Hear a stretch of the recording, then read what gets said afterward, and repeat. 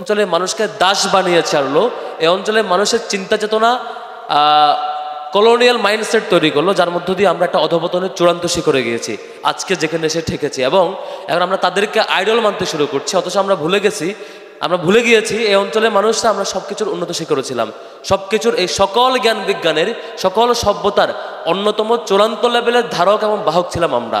এবং আমরা আজকে পিছিয়ে গিয়েছি। আজকে স্বাধীনতার এত বছর পার হওয়ার পরে এই অঞ্চলের স্বাধীন জাতি হিসাবে আমাদের অন্যতম বড় করণীয় ছিল আমাদের সেই হারানো গৌরব ফিরিয়ে নেওয়া। আমাদের করণীয় ছিল আমাদের এই ইয়তদেরকে, এই স্টুডেন্টদেরকে, আমার সকল শিক্ষার্থীকে এই জাতির জন্য উপযোগী করে গড়ে তোলা।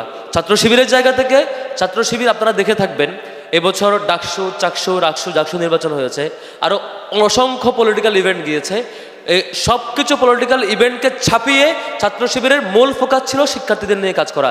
আপনি দেখে থাকবেন প্রত্যেকটা শাখা পর্যায়ে সকল এ প্লাস প্রাপ্ত শিক্ষার্থীকে সংবর্ধনার আওতায় নিয়ে আসা হয়েছে।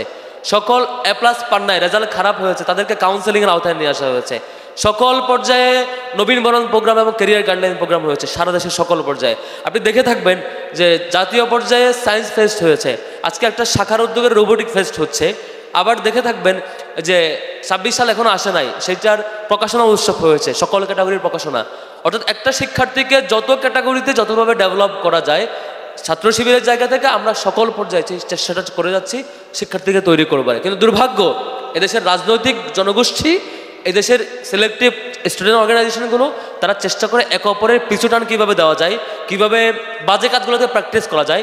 দেখবেন ইন্টারনাল এবং এক্সটার্নাল কম্পিটিশন হইলেও যে কীভাবে চাঁদাবাজির পরিমাণ বাড়ানো যায়, দখলের পরিমাণ বাড়ানো যায়, কিভাবে ক্যাম্পাসের মধ্যে তার ভাই পলিটিক্সকে ম্যাক্সিমাইজ করা যায়, কিভাবে তার পিছনে কত সংখ্যক শিক্ষার্থী ঘুরবে, এটার প্র্যাকটিস বেশি করা যায়। আমরা ডাকসুতে নির্বাচিত হওয়ার পরে ঘোষণা দিয়েছিলাম যে আজকে নির্বাচন হয়েছে, আজকে রেজাল্ট হয়েছে, এখনের পরে কোনো ধরনের বিজয় মিছিল হবে না, আমরা এখানে ভাই পলিটিক্স করতে আসি নাই। এখানে শিক্ষার্থী তার পড়াশোনা করবে, আমাদের জায়গায় কাজ হবে তাদের ফ্যাসিলিটিসকে ম্যাক্সিমাইজ করা, তাদেরকে ফ্যাসিলিটেট করা, লিমিটেশনগুলোকে অ্যাড্রেস করা।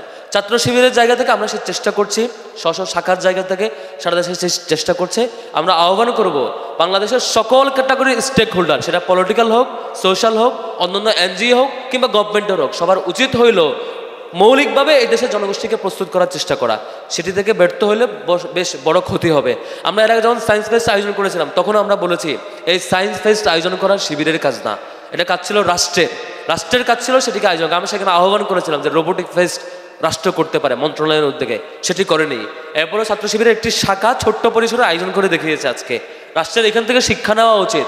ছাত্র শিবিরের মতো একটা ছাত্র সংগঠন যদি তার একটা ছোট্ট ব্রাঞ্চ যদি এ লেভেলের রোবোটিক ফেস্ট করতে পারে, রাষ্ট্রের এটাকে অনেক বড় লেভেলে নিয়ে যাওয়া উচিত। রাষ্ট্রের দায়িত্ব হলো এখান থেকে শিক্ষা নিয়ে সেটি স্কুল এবং একদম জেলা পর্যায়ে কীভাবে ম্যাক্সিমাইজ করা যায় এবং শিক্ষার্থীদের কীভাবে শেখানো যায়।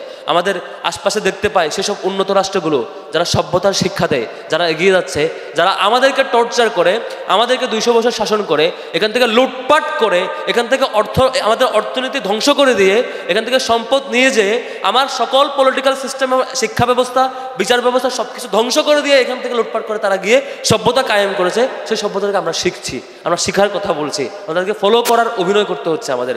অথচ আমাদের জাতিকে, আমাদের রিসোর্সকে মোবিলাইজ করা, সেই পরিকল্পনা, সেই সম্ভাবনাকে ইউটিলাইজ করার চেষ্টা আমরা এখনো লক্ষ্য করে দেয়। রাষ্ট্র এবং সকল নাগরিকের সেটি ইউটিলাইজ করার দায়িত্ব শিবিরের জায়গা থেকে। স্টুডেন্ট অর্গানাইজেশন, ছাত্র সংগঠন হিসাবে আমরা মিনিমাম লেভেলে একটা চেষ্টা দেখিয়েছি মাত্র। আমাদের সকল নাগরিককে অনুরোধ করব তার জায়গা থেকে শিক্ষার্থীদেরকে গড়ে তোলবার জন্য চেষ্টা জারি রাখা দরকার। আমরাও দোয়া চাই সারা দেশে সকল পর্যায়ে আমরা যাতে শিক্ষার্থীদের কল্যাণে, আমাদের শিক্ষার্থীদের জন্য আমাদের সকল কর্মসূচিকে ডেডিকেটেড রাখতে পারি। কথা শেষ করছি। আবারও আজকের আয়োজক শাখা, প্রাইভেট ইউনিভার্সিটি শাখা এবং সংশ্লিষ্ট সকলকে, বিশেষ করে পার্টিসিপেন্টদেরকে ধন্যবাদ জানিয়ে কথা শেষ করছি। ওমা তৌফিক ইল্লা বিল্লাহ। আসসালামু আলাইকুম ওয়া রাহমাতুল্লাহ।